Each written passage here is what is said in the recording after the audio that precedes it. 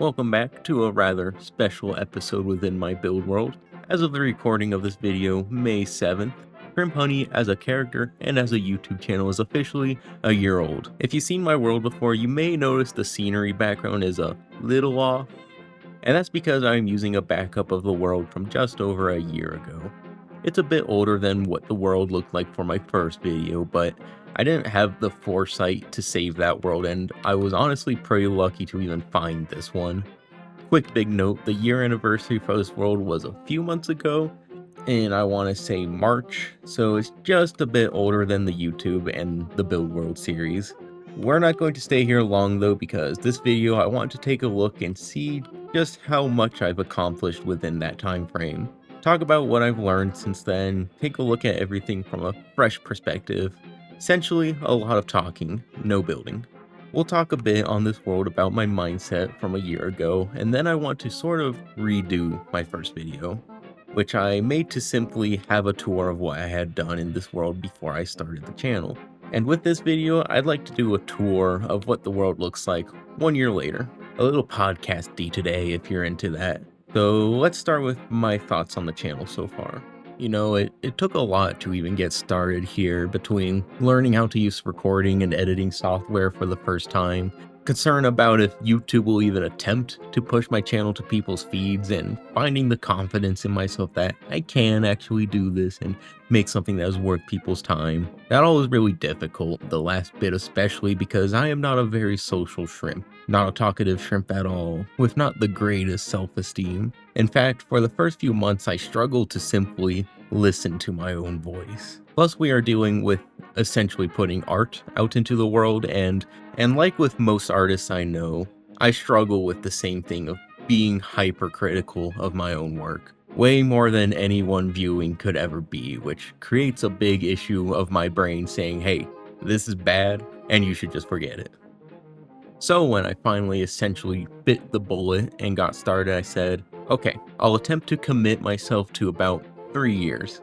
If things weren't working out for whatever reason, maybe I wasn't feeling comfortable with it, or I wasn't seeing any satisfactory growth, maybe I ended up straight up not liking it, I would go ahead and bail. Thankfully, 1 year later, I believe I have more than exceeded my expectations of everything I've just said. I'm not completely there yet, but I've gotten a lot better at yapping, letting my personality shine, do a better job at explaining my work, my mindset, just overall having a lot more meat in my commentary. Self-esteem is at an all-time high, and a lot of that comes from y'all's feedback. Every like, subscription, comment means a lot and keeps me confident in my work, and view numbers have been fantastic. I totally expected my videos to be pushed out to 10, maybe 20 people, with maybe 2 or 3 people clicking for the first long while, but YouTube's done a great job at really pushing my videos out, and I'm seeing way more viewers, and by extension growth, than I expected to have at this point, which is incredible.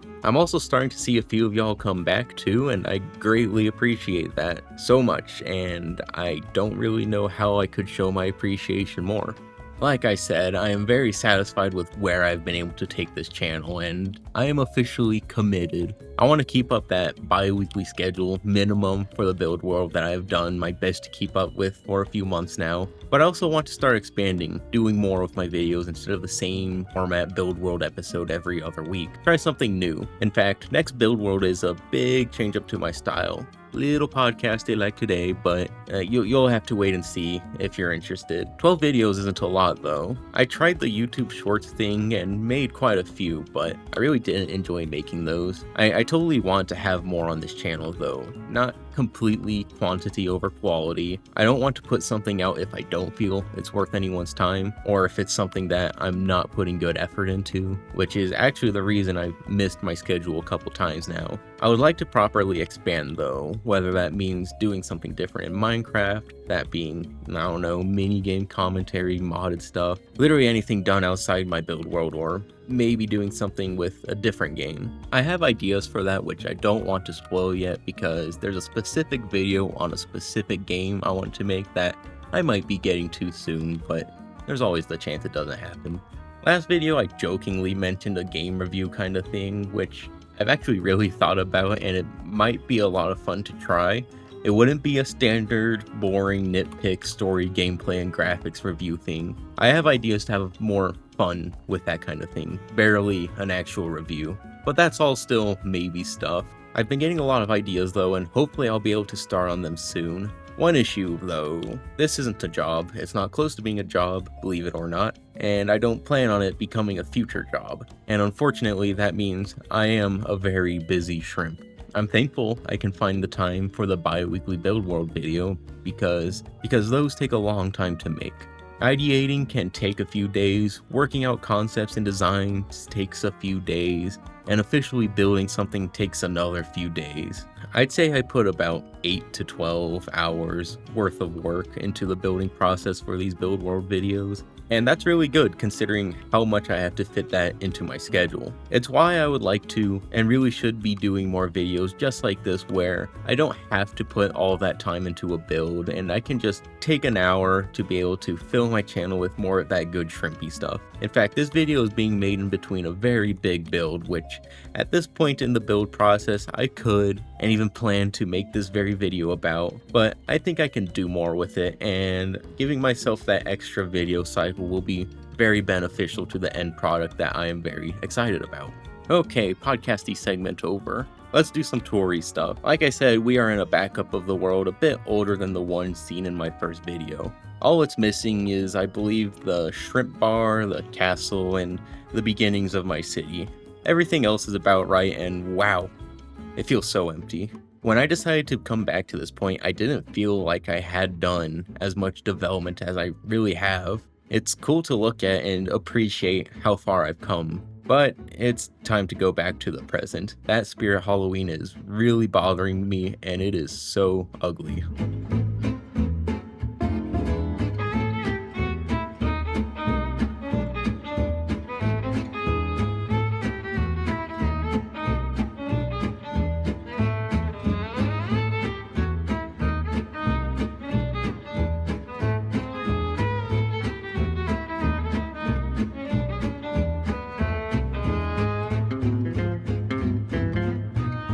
We'll start where I started on my first video, and the last segment I guess, on the patio of my starting home. I made this specific patio with the fact in mind that I'd be doing a lot of flying and landing from this point. And dude, that was some good foresight. It's perfectly positioned with the big open door where I don't have to fly in from weird angles or where it isn't too out of the way. It's just so convenient. But unfortunately, I don't use this place a lot anymore. Oddly enough though, I don't have a new proper home settlement yet, so this place sees a lot more use today than it probably should. All I need is a good spot for a permanent bed with a big enough storage system, which this set of chests sure as hell is not enough. I planned on that build of unknown style being my new setup, but I didn't think out the interior layout well enough, and overall I don't super love that build. It's nice to have, but it's not base worthy. I don't think I am ever going to come back to it other than to finish its exterior and the tree when I have spare time. Otherwise, I don't really have a plan for a proper home base. Doom Base is a good base, but not for living. I'm not big on that castle either. I really don't know. I may never actually settle down for a proper home base. Let's move out to some builds I do love, though, that haven't seen any time on the channel since my first video. Here we are, a local legend that hasn't had their legs stretched in a while, Skizzleman. I'll take him out eventually, but not today.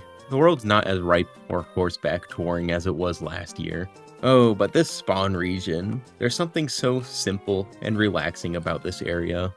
A lot of just working with what I had at the time because most, if not all of this was developed while I was still getting my gear and majority of my supplies together. I was really excited to start out on the Cherry Grove. This little area is all Cherry Grove, but little did I realize this little area is pretty much the extent of the Cherry Grove across the entire space. No secondary hill of cherries, or cherries just a little further down. Nope, this is it for the Cherry Grove unless you travel thousands of blocks out. There's my first custom tree in this world. Looks terrible. Built in the middle of my favorite style of early game farm building. Since you always have so much cobblestone from that early game mining, just a big chunk of cobbly, seemingly collapsed-ish ruined walls, and I decided to throw my nether portal at the end of it. I don't know why. Guess I thought it'd look cool. Not very future-proof though. I still rely on that portal as my primary nether access, and it's the farthest point from pretty much anything I build, which is pretty funny honestly. This space is still very blank though, essentially left untouched from a year ago. I totally want to come back to this part of the world in the future and continue development here because it's a rather unique style. I'm very nervous to actually touch it though because, like I said, it has a certain feel to it, that early game feel. Who knows though, at the least I don't think the floating island will stay blank. There used to be a ton of sheep here, recently slain. I don't know why. Just a bunch of weird horses left and that guy, I guess. I always said I wanted to build a sort of proper barn or farmhouse here, but could never figure out how to actually design it. So a janky fence is still what remains. This is a courthouse.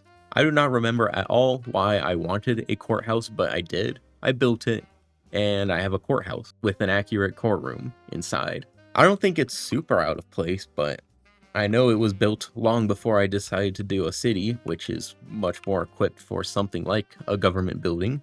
I like it though. I think I did a pretty good job. It was one of my first times working with this tan, birchy color palette. I think I could have done a little better with the roof, but it's solid. And I think I did a pretty good job for the actual courtroom itself. Like, you cannot deny that this is a courtroom. Let's move on to a space I'm a lot more interested in developing further. We'll start at the gatehouse here, which I still think is pretty cool. This area is at a very tight but still solid scale, and the density of everything from the path size to the vegetation to the actual build feels so perfect. For more of what I mean, we'll go through the gate. Make sure you greet the guard dog. This is so nice, so scenic, so serene. This little street is one of my favorite places on the whole server. It's based on the concept, the idea. I don't really have a solid style to point to, just the feel of, I want to say, of a countryside Japanese city. It's only 4 buildings plus a house I didn't build, but it's so perfect. The vegetation density is what makes it, I think though, but the architecture style I went with is so good. I like it so much. I really want to work on it more. Honestly, just talking about it here has really inspired me and given me motivation, so you all might see more of this sooner than I expected. Because just down the hill a bit, there's all this room to continue this style more before we hit the city. And having streets upon streets with nooks and crannies to explore in this style sounds like a lot of fun. As soon as I have an opening on my upcoming video schedule, I'm definitely working up here, which that should be soon. Alright, this is where things get a little janky. We're going to be going past these 2 guys because they were built by a friend. This world is posted on a realm with a few friends that will stop in and build occasionally. You can actually see another friend's settlement a bit aways, which is both great and terrible.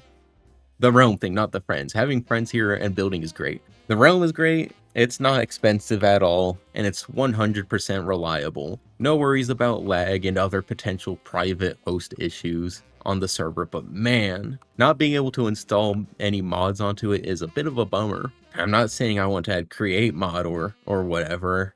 I don't know what the modern mod climate looks like, but there's so many quality of life, essentially vanilla plus mods that improve the game while still allowing the world to be playable in vanilla. You know, biggest one I want is Armor Poser. I have the data pack, which those can be installed onto here thankfully. The data pack for vanilla client side Armor Pose is good, but there's a mod version which is so much more convenient that I have to install on the server to work. Data packs are great though. Here's a quick list of data packs on here.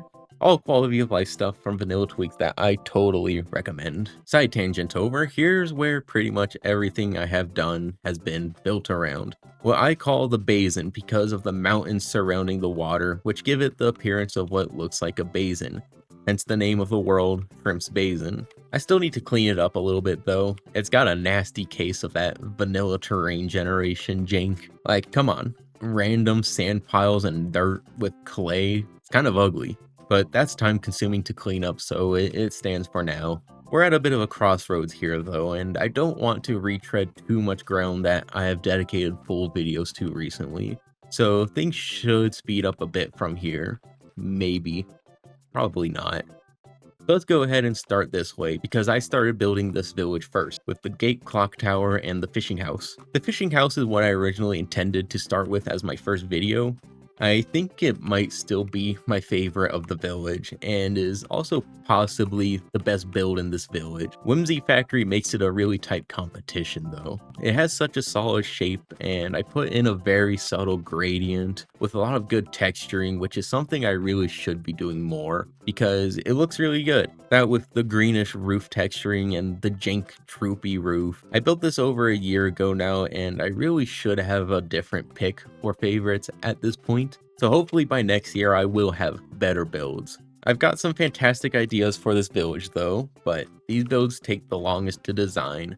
I think I've rushed a couple designs a little too much, so slowing down on the build process to let the idea breathe has been good for the project. So then, the clock tower. My second video and the first thing I decided was worth building for you all. In hindsight, maybe not the greatest pick, especially with what the rest of my choices of builds for y'all have been, because it wasn't great for my mind at the time to be able to pick out what's worth sharing and how to really articulate my thoughts and ideas about the clock tower. In fact, I think at this point I've talked more about it now than I did in that original video, which was 10 minutes long, I believe, and that was split between this, rebuilding a bridge, and the pottery house, if I remember correctly. It is a really nice build though, I think, just wouldn't be my pick as a focal point for a video. It's something that if I made that video today, I feel would be more valuable as a supplementary piece, or I would at least put a lot more effort into integrating it into its surrounding terrain to a further extent than what I did here. I would have pretty much at least finished this custom beach before saying it's good to go for a video. There's a lot of space around here to work with still, but I really don't know at all what to do with it. There's a clear starting point to both the village and the city, which leaves this transition point a big question mark. I was thinking maybe I could do a little Caribbean style thing here, but I don't want to make the transition into the city too sharp, so I really don't know. It's not going to get touched for a while though, unfortunately. So let's move along through the gate into the village where I need to talk about the castle. The castle was my second choice for my original first build video, but I don't recall why I didn't make it so, and why the channel continued to be delayed. Even with the thoughts I have coming up though, it would have been a really good, big showcase to have as a first video. That being said, this thing was a bit of a mistake. Once again, built before the first video, this castle, in my opinion, was a total mistake, a pretty big mistake. Overall, I think it looks solid. I was playing around a lot with gradients and texturing, primarily around this dark shading around the balcony. I think I did an okay job with that, plus the little shading under the roof. It's not something I've been able to attempt with another build at this scale that's not also already very grayscale, but that's not the issue I have with it, other than the fact that for such a primary set piece, I think I could do a lot better. I have two big problems. One is that it's too close to everything, especially with these heavy gradient builds.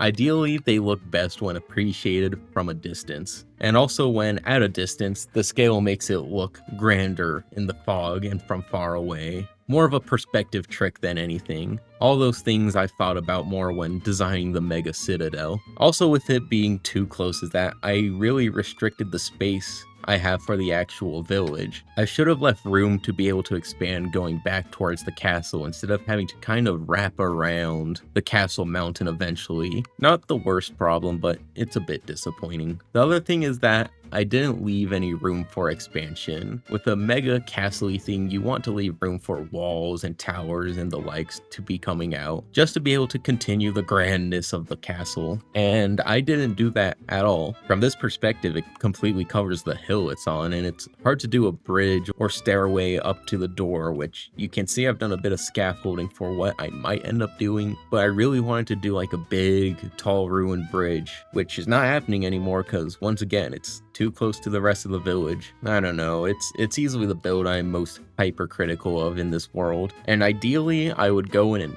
completely redo it, put it in a different spot, iterate on its design a little bit, but that's way too much work and it needs to stay to remind myself of my mistakes, as well as a point of reference to watch where I've improved as a builder.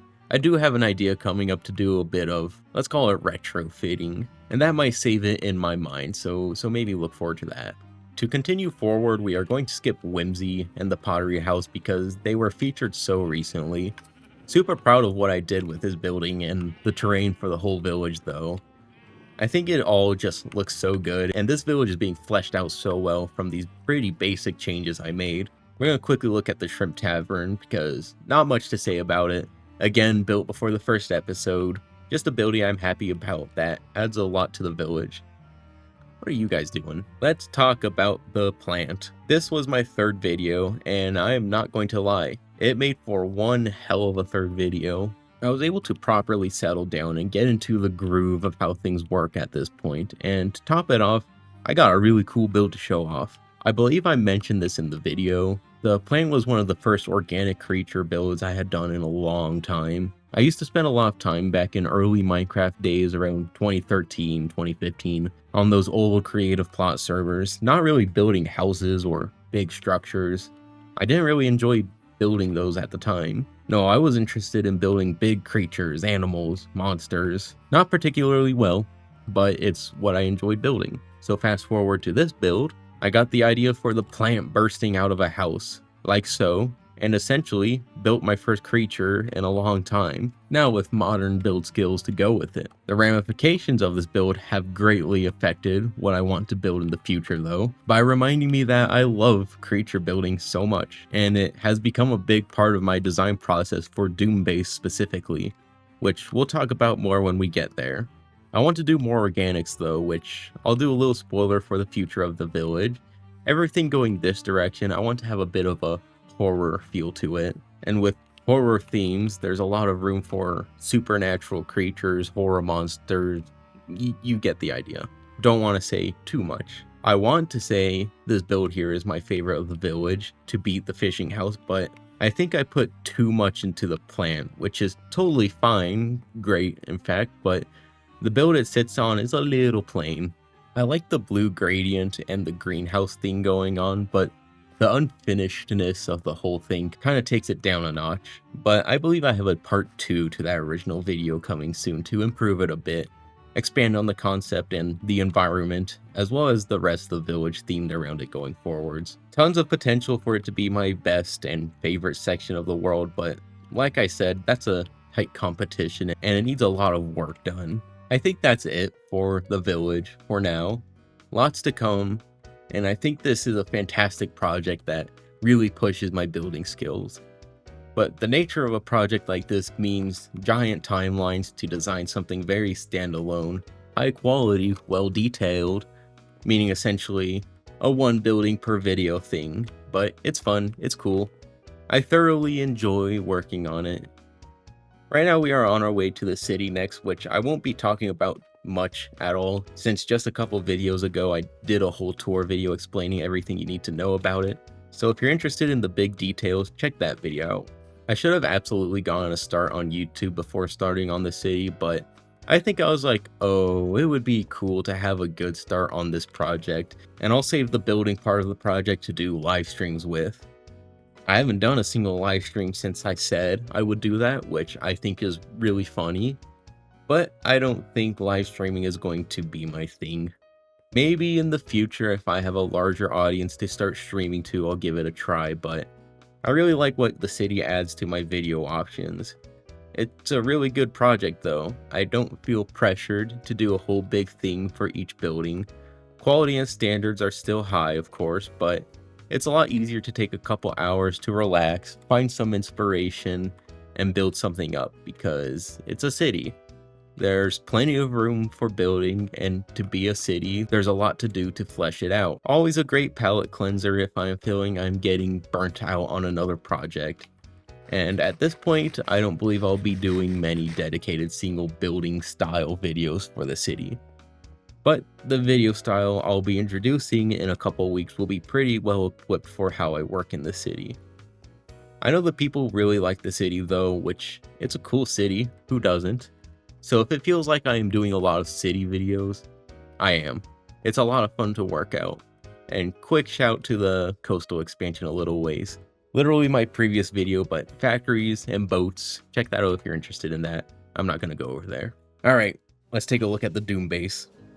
Here we are at the project that isn't super popular on my channel, yet it is such a big passion project for me that I spent a ton of time on, essentially grinding out this base between the few months worth of designing before I felt comfortable starting, the amount of material I've had to grind out, and the fact that it's huge. This base is gigantic and is continuously becoming even more gigantic. So if I had to take a guess out of the approximate 600 hours I've spent on this world according to the stats screen, that was also randomly reset a few months into its existence, I'd say the majority has been spent on this base. It's all grind, and I don't feel like I particularly have to put that much brain effort into designing, thankfully, because most of the designing is done. The blocks just need to be placed down. I am actually recording on a backup from the end of last video because if I was on the current version, I would totally spoil the magic of what's coming up for this base, which will be seen in my next video. This project started as my 4th episode, and there ended up being a pretty big gap between episode 3 and 4 because of just how busy I ended up being. And I'll be totally honest about it. I wasn't feeling totally confident about YouTube, even though the plant video was a huge boost to confidence from a viewership perspective. Taking so long to get the 4th video out felt so bad, especially when my goal is to try and see a lot of good growth on this channel within a few years. Getting that video out felt so good though, and is really the start of me properly committing to this channel. I was able to get a quick follow-up for this segment of the base, and from there, after stepping away for a little bit for the holiday, it was all steam ahead on this channel with a proper schedule in place, and I am feeling really confident about this whole thing at this point. Putting this base together has been so much fun though. I love Doom as a franchise. Doom Eternal is a really strong contender for my all-time favorite game. The nightmarish art direction is so good in that game, plus those hellish horror themes are just so intriguing to me, and there's a lot of those big monsters to look at, which we just talked about. The possibility of monsters and various organic creatures and objects to build, that is too good to not pass up. And there are so many opportunities to work with those, which I started with the Titan here. I love this guy. He makes for such a great gatekeeper and scene setter for this whole project. Then the evil face overlooking the basin, built with perspective tricks to be always watching, with the 2 skulls pinned to the towers. And of course, if we make our way to the Citadel, I've already talked to lengths about this guy's perspective tricks and design in the videos I've created around him. This big ol' skull is easily the best organic creature I have ever built in this game. It's so well detailed, its shape is fantastic, the coloring could use a tiny tweak with the cobbled deep slate, but otherwise so well gradiented and shaded. It's cool, and it's not quite done. There's a big addition I want to make once I officially build out the space to be a proper entrance, but that's for later. This project is so cool. So much passion is going towards it. I don't think I've missed yet on it, which is crazy for how much has been put into it. The structures are well put together and well detailed. The Citadel looks menacing. It's big, it's scary with the star projection looming over it all. The custom terrain already looks solid, and next video, little spoily, that terrain is going to get insanely cool. Just overall, just a great project that is really pushing myself as a builder, pushing my ability to commit to something, and we aren't even close to being done here. Okay, back onto the patio for a much fuller backdrop. When I decided to make this video, I wasn't sure how much of a difference the world would have compared to a year ago, and if it was worth even doing this video in the first place. But after doing this little tour, it's been really nice to reflect on my progress as a builder, as well as a creator, to recognize how much I've done.